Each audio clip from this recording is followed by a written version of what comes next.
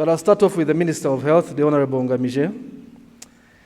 And the discussion here is about building resilient health systems. And this has been something that has been talked over and over. But I want to relate it to what the students here are studying. The students here are more inclined with national security issues. So, as you talk to us about the issues of building resilient health systems, I wish you also relate it to how weak health systems can pose a serious national security threat. So that we let what the college is preoccupied with also these narratives that we have around building strong systems. So, Honorable Minister, the floor is yours. From the theme that we need to talk about, there are some key concepts that we should first understand. We are talking about resilient health system. We should understand what the meaning of a system as far as health is concerned. Then, to make it resilient, what is the meaning of having a health system which is resilient?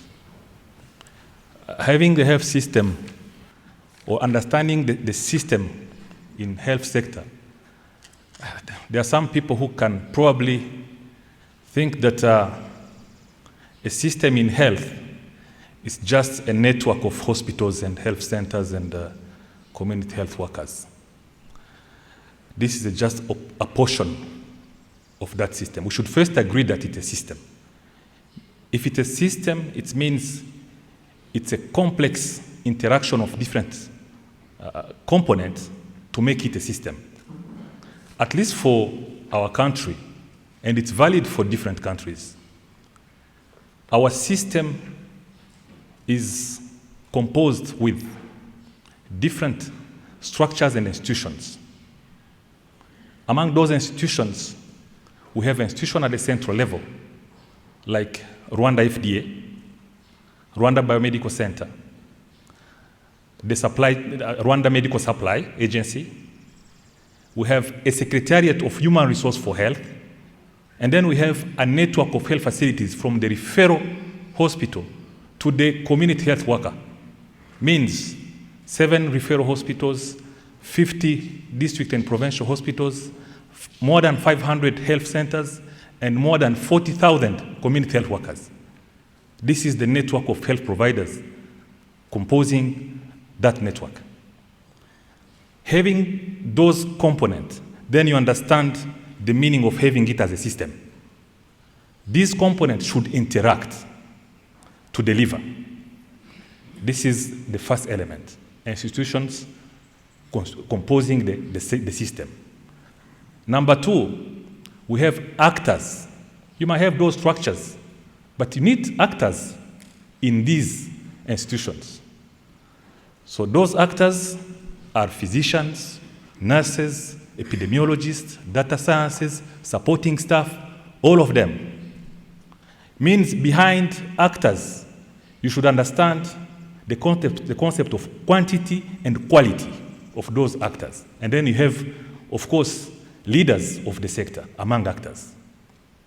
Number 3, for the system, we are talking about beneficiaries. The system is there to deliver a service for being consumed by beneficiaries. And we are, all of us here, beneficiaries of the system.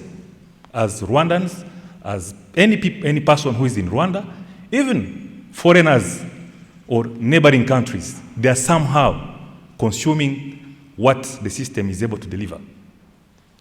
So, having this said, it means that we should have a system which is now resilient.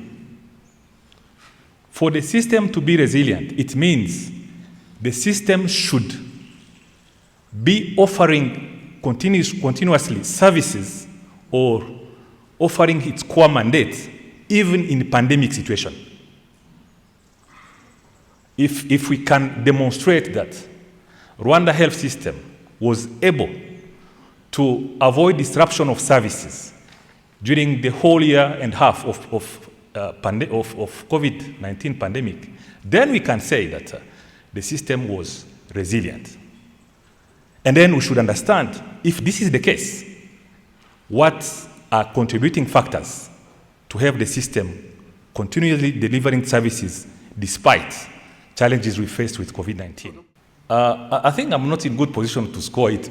You consumers of services at one point will tell me whether our system was able to continuously deliver services. Let me explain.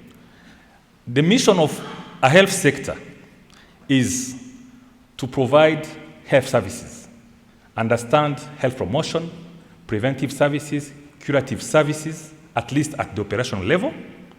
At the central level, we have a mission of defining policies in the health sector, strategies of the sector and sub-strategies in the sector, mobilize resources with partners and government resources, and of course oversight what each one should be doing. Now the question, were we able to continuously provide services in all our health facilities, at least for the aspect of treatment and prevention? I think yes.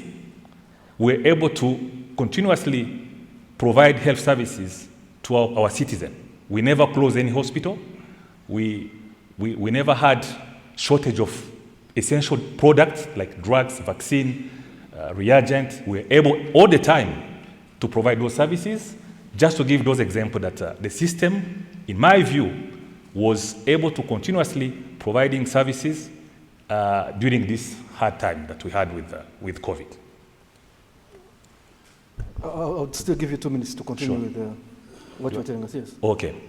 So now, we should understand, I mean, I can share with you what we think are key contributing factors for us to be able to continuously provide services. One, data sciences. In the system, you can't plan properly. You can't implement properly. You can't fight COVID properly without data and accurate data. So we were able to set a system for collecting data from different sources, analyze those data, and decide. We set structures for COVID-19 response and the rest of services, of course. Those structures were enough staffed with clear procedures, how they can deliver for containing COVID-19. First, to avoid increase of cases, and when we have cases, avoid death. And then today, we are thinking about a long-lasting solution, which will be vaccine. And we are doing whatever is possible to have vaccine available from outside, but we are thinking also in the future, manufacturing vaccine in the country. Number two, adequate human resources. I said it earlier. You need to have competent staff in a good number so that they can deliver. And of course, this human resource should be with values, very important, especially in the time of COVID, because people could not work as usual, spending a lot of time on work, weekend, because we were facing a pandemic. Number three, management of health facilities. The response of COVID was around health facilities for diagnosis, treatment, and sensitization of our population. And we made sure that services could still providing services by having staff and whatever is required in terms of commodities for services to continue providing those health care. I want to give examples like for HIV and other diseases and cancers. During COVID-19, with a lot of lockdowns we had, disruption of, restriction in movement, we were able to use technology for bringing drugs even to the nearest health facility to avoid that we have interruption or we have stock out of those key commodities. We changed the system of getting drugs health facilities coming at the central level to get drugs. We went for the pushing system in distribution of our drugs because we tried to anticipate what could lead to the stock out. Number 4, the financing the health system. Even during COVID-19, we need to have sufficient resources for funding different programs. I can tell you that during COVID-19, the health sector continuously was mobilizing resources from partners to run different programs. At the time of the lockdown in May, that's the period where we sit with all our team to write a funding proposal for $192 million from the Global Fund. We could not use COVID as a reason for not submitting a funding proposal. Means in our mandate, we need to mobilize resources. Being in time of COVID or not, a system should be resilient if all of its core functions are still operating, including resource mobilization. Finally, I was talking about the supply chain and use of technology. So we take advantages of, through COVID, making sure that we use technology in sensitization of population, using drones, in data management, using some advanced digital platforms so that we can visualize data and take good decisions. We use robots for sensitization and different other technologies that were used just to perform our mission properly. I think that is a way of demonstrating that the system remains resilient and can still deliver even in the time of COVID. Thank you so much, Dr. Ngamije. And before coming to Dr. John, the students here at this college, given what the world has witnessed with COVID-19, should they consider weak health systems as a serious national security threat? Absolutely. Because can you imagine if the system was sufficiently weak, we just have a lot of cases, death, the system completely overwhelmed with cases, will be not able to go for routine treatment. Like in other countries where we have increase of cases, they are no longer doing this kind of elective interventions. They stopped it. We have some Rwandese abroad who are just coming back. They are not treated. We paid, we did everything. They are coming back without treatment because the facility is no longer doing those kind of elective interventions. Thank you, thank you. So, Dr. John, he has brought out what I would call the double jeopardy of having to deal with a pandemic like COVID-19, but also maintaining your health infrastructure and your health needs in play. Now, the African CDC, I need to be very lenient with you because it's relatively a new institution. We're all used to the American CDC is widely known. But again, Africa is the center of so many epidemics. You have seen Ebola, COVID has come. Some people are saying that Africa has survived because of its resilience in dealing with some of these epidemics, like Ebola. But I want you to speak to us on the role of the African CDC in ensuring that we build resilient infrastructure, resilient systems, and make sure that despite the ugly stories out there, despite the shortcomings, that Africans can survive amidst a pandemic like this one. Let me first of all start by thanking the organizers for inviting me to attend this very, I would say, important and unusual symposium for me. I'm used to attending meetings where the likes of Daniel are the ministers of health, but not organized by the Department of Defense, which is, when I saw the invitation, it occurred to me, so I asked Ambassador Hope, who is the Rwanda ambassador to the AU, if the meeting was going to be by video conferencing or physical. She said it has to be physical. And I look at the person convening it, I thought it was going to be Minister Daniel, who was the Minister of Defense. So I said, there's something here because it speaks to the multi-sectorality of what we are dealing with. which is the pandemics are not only a health issue, but they are truly a serious security issue. So let me, before I come to the question of the role of Africa's CDC, let me start with a conclusion. There are three conclusions to my reflections. First of all is that we live in an era of pandemics. We live in an era of pandemics, especially in Africa. And we should factor that into our planning. The second thing is that these pandemics are a serious economic threat. It's a serious health security threat and a serious national security threat. I use those two words deliberately so that we do not confuse health security threat from national security threat. And lastly is that failure to plan for these threats using scenario mapping is preparing to fail. So I say this because of the theme of this session, which is building resilience and then the future of the pandemics. So if you forget anything else that I will say, think of this.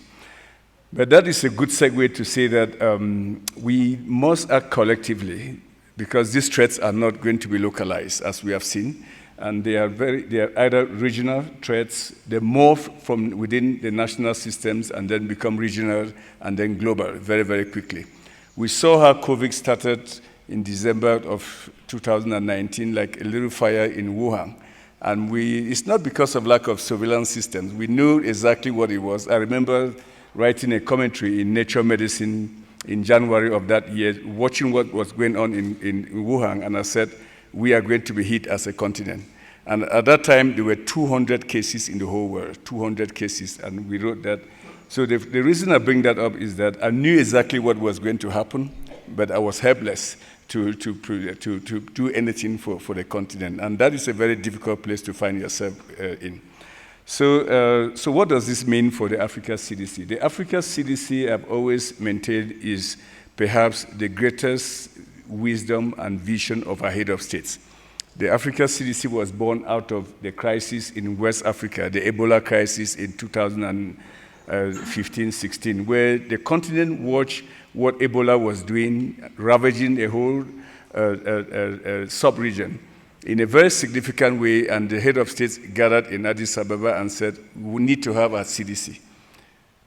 They were helpless. They saw how bodies were littered on the streets of Monrovia, Freetown, and the military, the US military had to come in and work with the Liberian military to help build hospitals. And so it became, it was striking to see the head of states take a decision and implement that within 2 years. And that was the birth of the Africa CDC. The Africa CDC is now 4 years old.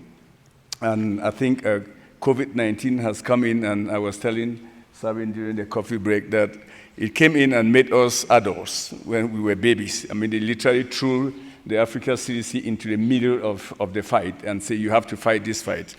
And I believe that Africa CDC has been strengthened because of that in several areas. First of all is the policy mapping and framing for the continent. Very important. As I said, we have to act collectively. There is no way you're going to act collectively if you do not bring a continent of 55 member states together so that they agree that you need to adopt common strategies across the continent. I think that is one. Second is, as Daniel said, harmonizing our workforce response. You do not go to war with elements that are completely insufficient. And in fighting pandemics, which we now consider as we are at war with this disease, we are completely, across the continent, in short supply. We currently have 1,900 what I call frontline epidemiologists. We need 6,000. So there is a gap there of about 4,000 that we need to fix and build that through partnerships there. So again, I've always argued that we have to be very deliberate in this and to be more reflective to the theme of this session. We have not done that collectively. When the Ebola outbreak hit in West Africa, you can go back and do a quick search using your phones. You see wonderful reports that were written and published in prestigious journals, the New England Journal, the JAMA, the Lancet. And it has a prescription of exactly what needs to be done, but it was not done. I call it the known do-nothing gaps. We know exactly what needs to be done, but it is not done. And we know that the consequences are there. So again, failure to prepare is preparing ourselves to fail. Thirdly, is the public health is politics. And what Africa CDC have done during this crisis is to take the health challenges to the highest leadership of the continent, the political leadership. We've had the chance to brief our head of states 15 times, the Bureau of the Head of States 15 times. Okay, and they've now looked at Africa CDC as the go-to institution to to make a decision. Okay, whether they should have a meeting face-to-face or they should adopt strategies there. I think that is very, very important for a young organization that is still looking for ways to establish itself. Let me just at least say a few things that Daniel mentioned already, that we have to look at ourselves as a continent and say we must embrace a new public health order for our own survival. A new public health order that says we must embark, and I use the word must deliberately, we must embark in manufacturing diagnostics, manufacturing therapeutics, and manufacturing vaccines together with the supplies. I'll tell you a very short story here. When COVID hit and we had no tests, absolutely no tests, I remember during the Head of State Summit, I was sitting next to the former Minister of Health of Rwanda. And she turned to me and said, "John, you must give me tests to go back to Rwanda." And I called the director of the National Public Health Institute in Ethiopia. I said, "Ebas, do everything to send me tests, because the minister of Rwanda wants to go with tests." So he sent me 80 tests, 80 tests. That was how precious test was at that time. So a continent of 1.2 billion people cannot be scrambling, looking for 80 tests here and there. Then we organized a training in Dakar, Senegal. That was the first training that we brought 15 countries together and trained them on how to diagnose COVID. There was no lab on the continent except Senegal and South Africa that was capable of diagnosing COVID. We did that, and at the end of that training, that was on the 8th of February 2020, we gave them a small kit of 100 tests to go back home with. So I use that point always to say that we cannot guarantee our health security and subsequently our national security from these diseases with such an approach. It has to be that Rwanda, South Africa, DRC must be capable of manufacturing basic diagnostics. Daniel talked about HIV/AIDS, which is still a pandemic we are fighting. Let's not forget about HIV/AIDS. It's still a pandemic. It's going to kill about 500,000 Africans this year, maybe in excess of that. That for 40 years we have fought HIV/AIDS, and we conduct about 100 million HIV tests each year in Africa. But there is no country and no laboratory in Africa that produces a simple rapid test for HIV. A simple rapid test for HIV. And we've done it for 40 years. So if we do not take a hard look and call for a new public health order to invest in manufacturing, then we are preparing ourselves to fail. Because the next time again, COVID, another disease X will hit, then we are looking at the JAGMA Foundation to give us 1 million tests, which we'll distribute. It was the most, I'll characterize it as, somebody said it's the Chatham House rule, so let me be very frank with that. It was a very reflective moment of my life where we received 1 million tests from China, from JAGMA Foundation, for a continent that had nothing. And I had to be at the airport to distribute those tests into different packages that went to different member states, stayed in the core room there for 1 week to do that. We should not do that as a continent. We should invest in our own health security defenses. That is vaccines, diagnostics, and therapeutics there. Yeah, I think that is extremely important. Thank you, Dr. John. And you paint a good picture. You mentioned something interesting, that I knew what would happen, but I was helpless in terms of COVID. And you have rightly said that the world is currently at war with this pandemic. But Dr. John, I think in all fairness, there have been several of these conferences, several of these discussions, several of this kind of talk. on building capacities for the African health system to be able to, even manufacture a few basics.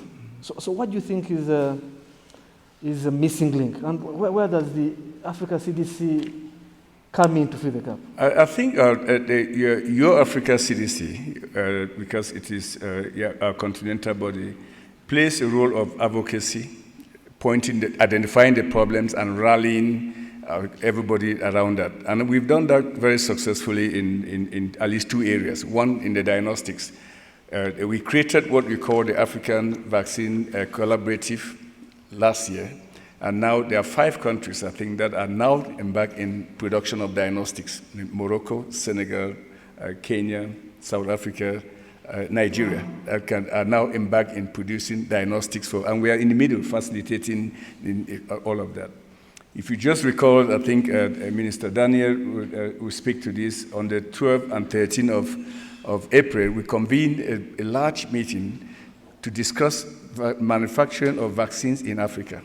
And 40,000 people in 2 days attended that meeting. 40,000. That speaks to the importance and relevance of that. It's topical, and everybody wants to do something. But I think the problem is also we have so many of these meetings. Sorry? The issue might be so many of the meetings without serious outcomes. But I think there are serious outcomes coming from this because I think the partnerships are rallying. They are still too early to announce, but we believe that we have to come out of this crisis looking different than we went into the crisis. That's why I said earlier we have to look at these things, how we act collectively, act now, but differently. That all these meetings do not just become a talk show, but that they lead to something very concrete. And I think in the coming weeks, we'll probably be at the edge of making some serious commitments and announcements. Thank you so much. Thank you so much, Dr. John. Let me turn to the only lady on the panel. And coming from UNICEF as a development partner that is heavily involved in different initiatives, especially with the most fragile group of our society, the children. And as you speak to us about, what we need to do about building resilient health systems, do you at times feel frustrated that, little is being done? We obviously need more health personnel on the continent. The Sustainable Development Goal indicator for personnel is 4.5 health staff per 1,000 people. And right now in Africa, we're at 1.4. And in Rwanda, we're at 1.3. So we've got a bit of a way to go there. One of the questions that we were asked in preparation for the panel was around how do we attract and how do we retain health experts from the continent in the continent? And obviously, that relates to having good quality staff, having the equipment, et cetera. But I want to share 2 small experiences with you that I've had over the years that lead me to a third criteria for keeping people on the continent. By the way, I've lived in Africa for 24 years in 6 different countries, so these are reflections from that. I recall many years ago in Ghana, in West Africa, I was talking to some Ghanaian physicians who had worked in the United States and come back, and they were so frustrated in the hospital. Not because of the X-ray machine, not because of the nurses. What frustrated them was the lack of administration, that it took a week to get the light bulb changed. Second example, in Botswana, I was traveling to a regional hospital, talking to some doctors, Botswana doctors, young doctors, who had studied in South Africa and had come home. And they were complaining, again, not because of the MRI machine, not because of the drugs. They were complaining because the air conditioning was broken. And this is a country where it's 40, 45 degrees Celsius. It's the Kalahari Desert.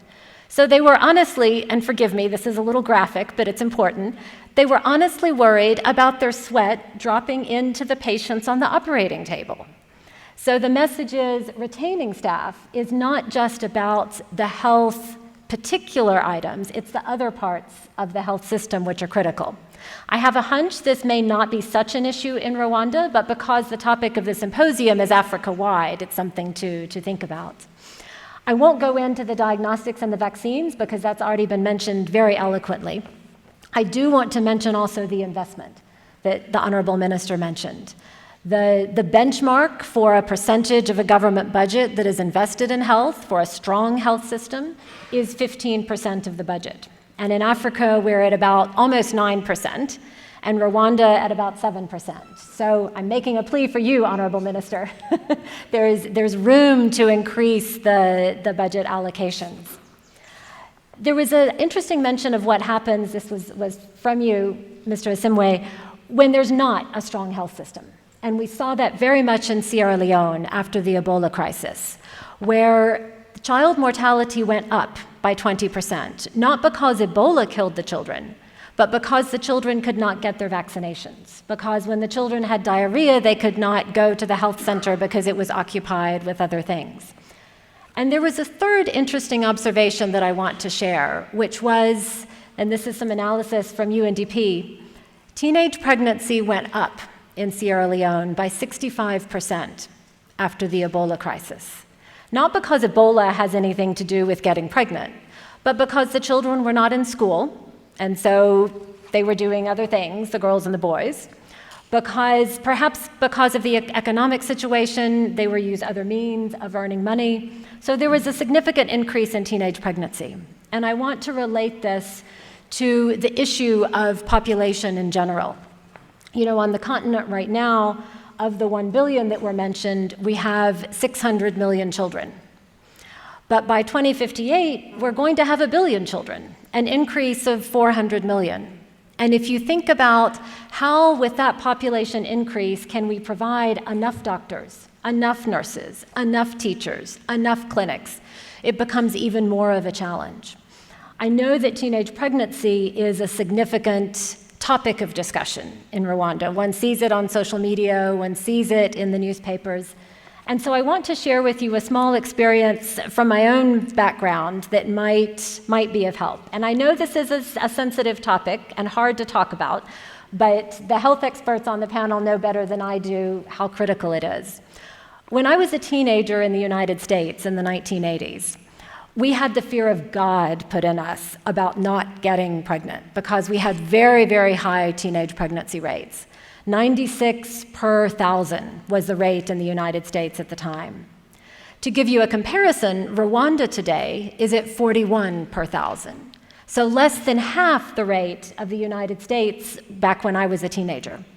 The good news is that the rate in America today is 19. It's dropped by 80% in 30 years. So how did they do that? And the same happened in the UK, by the way. There were two particular things. Number one was sex education. Hard to talk about, sensitive, I understand. I'm not looking forward to having the discussion with my daughter when I have to do it, but I know I have to. We have to talk to our young people about reproductive health, about menstrual cycles, about their bodies. And we also, this is the second thing, have to make sure that we're providing comfortable opportunities to access contraception. Young people are having sex, and they want to make their own decisions about when to have a baby and when not to baby and how many children to have. So we need to provide contraception in a way that is comfortable for the kids. And this ultimately helps the health system, because when teenagers give birth, they're more likely to have underweight babies, they're more likely to have complications, and so we want to reduce this stress on the health system. The last thing I want to share with you is a little reflection, to come back to COVID, on risk and on mitigation of risk. You know, if we think back to March, April, May of last year, we were scared, many of us. We didn't know, myself included, what was going to happen and how to react. And in some cases, in some countries, I think some of our decisions have been driven by fear, particularly with respect to, say, opening schools, when to open them. Some countries have only opened in the last couple weeks, but thank goodness they are open. But we're learning now that we can have a higher risk tolerance because we have mitigation measures in place. Look at what we're doing today. We took COVID tests, we're vaccinated, we have masks, and we're able to meet. We're able to have these interactions. So I want to encourage us as we think about how to manage COVID and how to manage future pandemics, to think about the maximum level of risk that we can tolerate for our populations with as many mitigation measures as possible so that we can keep kids in school, keep the economy open, and keep these interpersonal interactions, which are absolutely critical for how we function as human beings. So, sometimes I get a little frustrated. But there are so many positive things, like the diagnostics that are coming, the vaccines that are now possible. I see the silver lining in what we have learned and what we have gained out of the COVID experience. Thank you. Thank you so much. Given the example you're giving of Sierra Leone, where child mortality rate rose 25%, teenage pregnancy, as you said, 65%, those are huge numbers. Did you predict or anticipate a similar picture given the COVID-19 crisis? We have been very concerned about that, you're right. We don't have the full numbers yet, of course, because we're still kind of in the middle of it. In some countries, we worry more about seeing increased teenage pregnancy rates than others. In some countries, we worry more about increased child mortality than others. I fully agree with the Honorable Minister that in Rwanda, with a few exceptions, the health system has been able to continue to provide vaccinations. Children were still able to access the clinics if there was urgent need. There were a couple things like the HPV vaccine in schools, for example, normally is given in June, and last year in June, schools were closed. So the coverage rates there went down significantly. But I know the ministry immediately put in place plans to catch up in December, which is the normal second round for those vaccinations. Great, thank you. So shortly we shall be opening the discussion to the audience. You prepare your questions. Turning to Sabe. Sabe, as the DG of RBC, you know, you and Afande Kabera have become celebrities in town. Eh? Each time we turn on TV, we see either you or Kabera. But given the fact that you are the implementing arm of the health sector, and I must commend you guys. You've done a very good job in fighting this pandemic.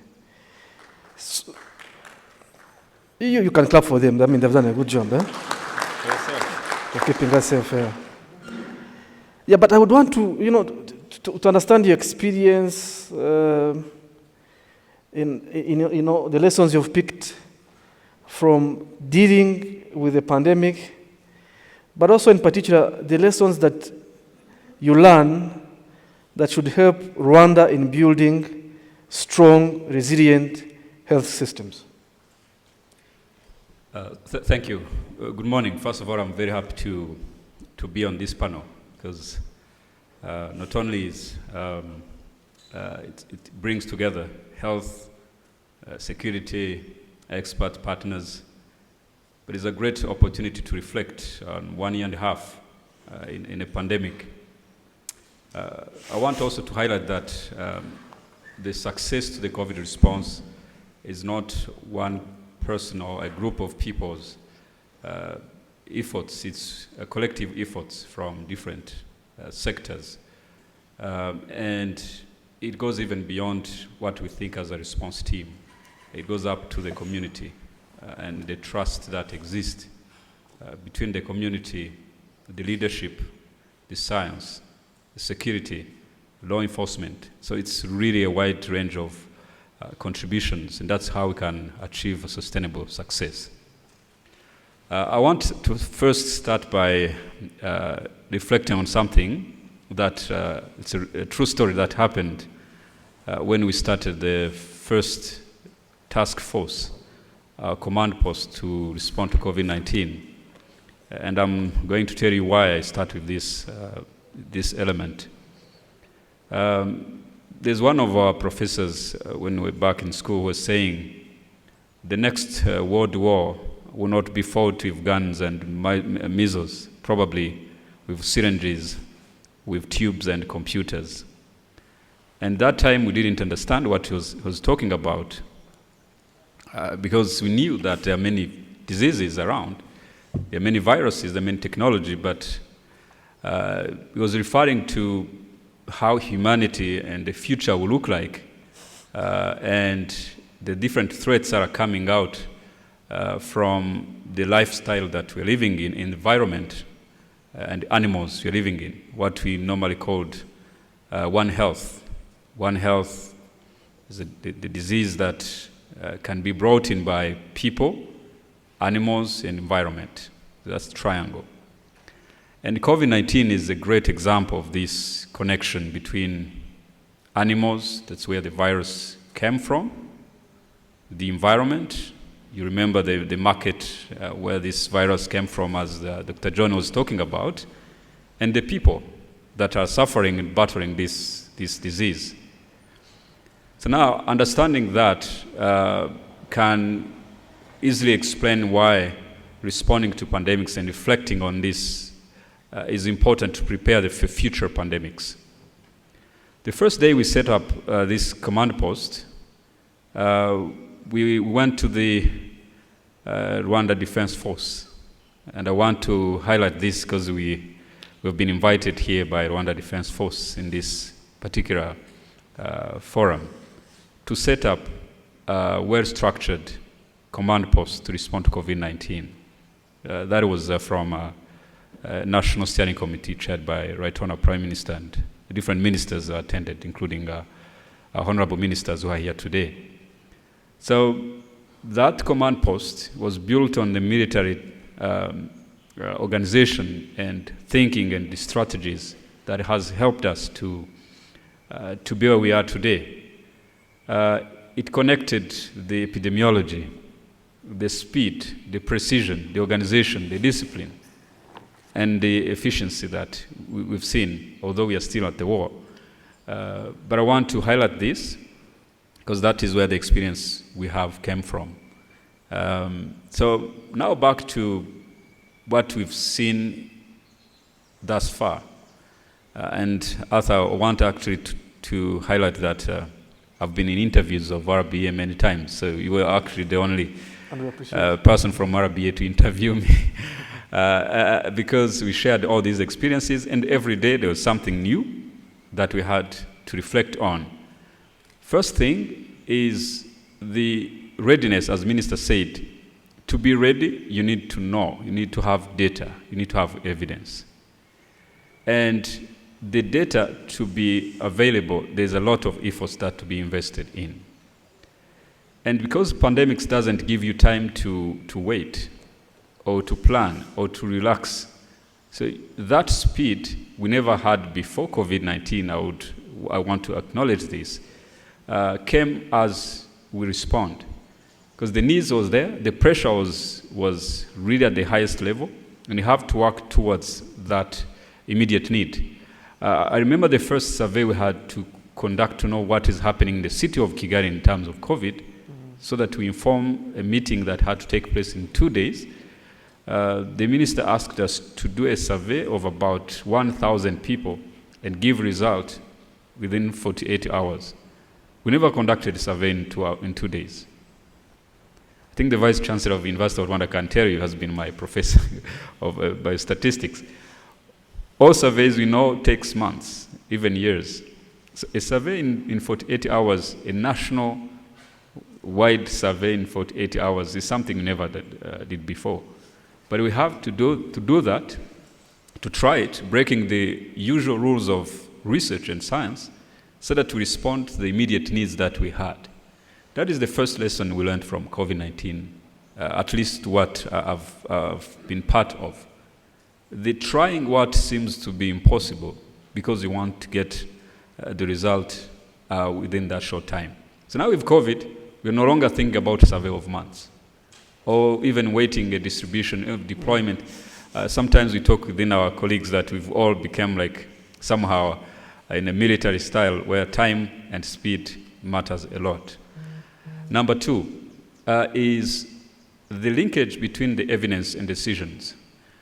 Bringing data to a meeting of 10 or even more ministers doesn't mean that the decision will be based on the data. But what we've seen here from my experience, that the more evidence is available, the better the decision will be guided. And we've been actually happy to have the leadership that always ask, what is the new evidence? What can we do differently?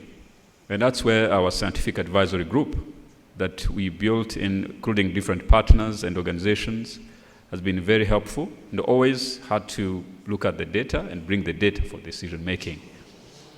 Now, on the other side, decisions are made, data is available, but it doesn't mean that the COVID will stop or measures are going to be taken necessarily or implemented by the community. So the trust with the community to accept the decision taken from the evidence, that's where what I was referring at as a triangle between leadership, science, and the community comes in. You can make the best decisions, but if the decision, those ones that have to implement those decisions are not convinced, even accept, definitely you will not get the same result. Mm-hmm. That is another thing that we learned from COVID. Involving the community, make sure that they understand why such decisions are being taken. And of course, last is innovation, and that's where the science and the lab comes in. We started our first diagnostics, first case of COVID-19. We had only 6 scientists in the lab, the entire national lab, even networks, only 6 people who could be able to test for COVID-19. And if those 6 people had any challenge or reason to not come, the whole country is paralyzed. So the quick training of people and skills transfer that we've seen in COVID-19 has also helped to create experts even during a pandemic. In our workforce, doctors and epidemiologists and actors that we already have were not enough to contain COVID-19. That is where we had to bring in students in medical schools. Good enough, when schools were closed by that time. But having a workforce of students from last 2-3 years in medicine, becoming experts in COVID and epidemiology, spreading across the country. And today, community health workers are the one dealing with COVID mostly in the community, up to giving medication and following up patients at home. And doctors are only intervening for the reference, for those who are needing oxygen, for those who need other critical interventions. So skills transfer and trusting people can do things can bring a force that you never imagined can work. And the last one, as I said, the innovation and accepting that people can actually try things that never happened before. So we used to consume science, to consume data from other continents or from known people, experts, professors that are written in some books. But now we have people who are actually bringing innovations and strategies to contain COVID-19 from in-house. And a good example is this testing ways of pool testing. I'm sure Dr. John has heard about it. We had to test everyone in a single tube. You take the sample, you test, then you give result. 1 person per tube per run. One machine runs 96 samples. One machine. So if you have to test 1,000 or 10,000, if you have 2 machines, you can only test 300 people in 4 hours. So this pooled testing that was introduced by our team in the lab was to mix 20 up to 20 samples within 1 tube, and using a mathematical modeling system to see if I test 20 people in 1 tube, is it going to give the same result as if I was testing every single person in a separate tube? So we validated this model with the team in country, with experts in mathematics and epidemiologists, lab scientists. It took a week. In the beginning, some experts in the lab were saying, no, this is there's a common say, probably you've heard about mukorogo. I don't know if some Rwandese people know about, you're just mixing things. That is, few people in the lab say, no, this is just, you are mixing things. Another group said, let's try it. it was an evening, people were joking about it. Then it became a gold standard later on, which was exported even in other countries. The pool testing now has become a standard technique that is being used in many countries, in the United States, in African countries. Those lab scientists are now going in different countries, showing them how to do pool testing. So this is one example of many other things that we should allow people to try, because we've been in a pandemic and people are under crisis, under pressure. I think our brains, we even create more solutions. I just want to comment to the question from Ambassador Peter Broman. Lesson that Rwanda can share with other countries regarding the high rate acceptance of vaccine. There are like 3, but there can even be more. One, the visionary leadership. When this COVID pandemic started, for the leadership of this country, it was very clear that this disease was a serious one. The disease will kill, but the disease can be prevented. So, no denial, no populist policy, cheap popularity. From evidence that are there, once you assess data, we take decision. There is no doubt about it. Decision might not be good ones, they have some side effects, but that's the way to contain the disease. The second thing, a resilient health system should be built. You can't build a resilient health system in one morning or in 1 week. Just for the COVID-19, we bought ultra-cold chain facilities around October 2020. At the time, we're watching different publications on potential vaccine that will be on the market. Clearly, the requirement was going to be having ultra-cold chain in the country. I'm pleased to tell you that today, I'm sharing this information to some colleagues, ministers, where we bought our ultra-cold chain facilities more than 1 year later. So it means you need to build a resilient health system and addressing different components of that health system. Number 3, community engagement. There is a need of trust, and you can't create trust over one night. You build trust between population and the leaders, between the population and the system. When we are saying that AstraZeneca is still reliable, you can get it, our people will trust us, for sure. We'll tell them that we went through the entire file, we consulted WHO. For us, we are sure that there is a certain risk to take, but you can use it. Advantages are more than risk that you might take. So today, if we have AstraZeneca arriving in the country, I'm telling you that people will come to take the vaccine. There is no doubt about it. They are even requesting it, especially the second dose. The issue will be that we will not be able to get it maybe on time. But this is not really our fault, because as a government, we bought vaccine. We are just disappointed with the manufacturers of those doses. So I think we have a lot to share. Clearly, visionary leadership is a key one. Thank you.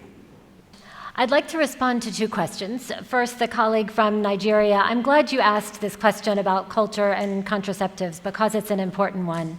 The basic issue is giving people, and here I'm talking especially about teenagers, 15, 16, 17-year-olds, giving them choice, giving them options, not forcing them, of course, but it would be a shame if the Western world had access to options that those of us here on the continent do not have access to. I want to respond also and add one more thing, Honorable Minister, if I may, to the question about the vaccine success. I think also the good planning, the effective planning by the Ministry of Health and RBC and all the others involved contributes to the effective rollout. You know, in some countries, and I talk with UNICEF representatives around the continent on a regular basis, the vaccines arrived, and then the government said, okay, so what should we do now? In Rwanda, before the vaccines arrived, the health workers were trained, because it's a slightly different kind of administration with Pfizer, with AstraZeneca. They were already trained. When they knew that the vaccines were coming on March the 3rd, they didn't wait until the 4th to figure out how to get them to the hospitals. You already had a plan for the district health hospitals coming on the 3rd, picking the vaccines on the 4th, heading back to the district, starting the vaccines on March the 5th. I looked out my window on Umaganda Boulevard, right next to the presidency, and I saw the white pickup trucks with district hospital X district, district hospital Y district going down the road on that Thursday afternoon. And I was literally almost in tears at the efficient management of this. It worked like clockwork, and that's what other countries can learn from. Well, about the India and the current situation, I totally agree with Dr. John. If you give the virus a room to replicate, there are always mutations and variants. It doesn't need to come from India. It can come from the closest neighbor, even the closest individual next to you, if the virus has been given a chance.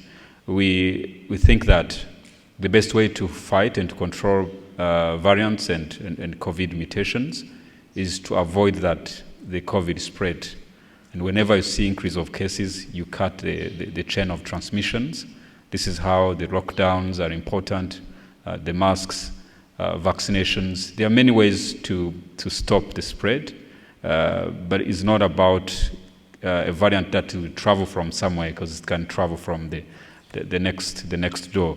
So this double variant that has been reported from India, known as B1617, is quite a challenge, but is not going to be the last variant that is of a concern. There are actually some experts who think that we're now going to start COVID-21, considering the variants that are emerging and even challenging the usual ways we've been fighting the COVID-19. So the COVID-21, I'm using this term with reservation because it's not WHO already approved, but it's to tell you that the virus has evolved, and these new variants that are emerging and increasing are going to challenge us to try new ways of fighting it, including even adapting some of the vaccines, maybe a new doses, maybe adjusting the vaccine we have already, or new vaccines. We need to be prepared with all these options. But back to what we're doing with the situation in India, I'm sure you've heard about the arriving passengers from India who are getting an extra 7 days quarantine. They are being tested just to give chances to detect these variants at arrival. And whenever we found cases of positivity and sequencing in these variants, we can be able to control before it spreads and start a new clusters of this particular variants. In terms of cure for COVID-19, we've seen that the science is key. You cannot claim a victory over a virus that has been just starting. Nowadays, it's a virus. We know many viruses are still a challenge to treat. Our body, our immune system can respond, but it's not like we treat bacteria or other cause of diseases, but viruses are always challenging.